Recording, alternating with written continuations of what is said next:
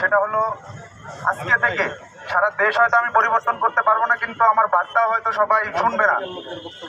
আমার দৃষ্টিকোণ থেকে ইভেন আমার যারা ভাই ব্রাদার আছে এখানে যারা আছেন, আজকে থেকে আপনার গ্রামে, পাড়ায়, মহল্লায় কিংবা কোনো দোকানে কিংবা রেস্টুরেন্টে যেখানেই ইসরায়েলি কোনো প্রোডাক্ট দেখতে পারবেন, একটা সিল মেরে দিবেন। আমি আপনাদের সবারে আজকে পেপার দিয়ে দিব, সরাসরি লিখে দিবেন ওরা ইসরায়েলের দালাল, একদম সরাসরি।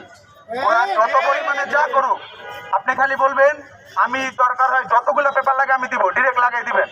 ওদের আর কোনো কথা শোনার দরকার নাই। তারা যদি এই সামান্য না করতে পারে, তাহলে আমি মনে করি যে মুসলিম পরিবারে তার জন্মগ্রহণ করা ভুল। আপনার আমার প্রত্যেকের, আমরা লজ্জিত, আমরা প্রত্যেকে লজ্জিত।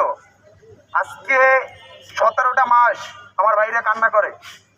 লাস্ট এখন যে আমরা এই যে একটা হাইপ উঠছে, এবারও যদি মুসলিম একত্র না হয়, এর থেকে আর লজ্জার কিছুই থাকবে না। আমি ছোট মানুষ, ভুলভ্রান্তি কথাবার্তা বলতে পারি।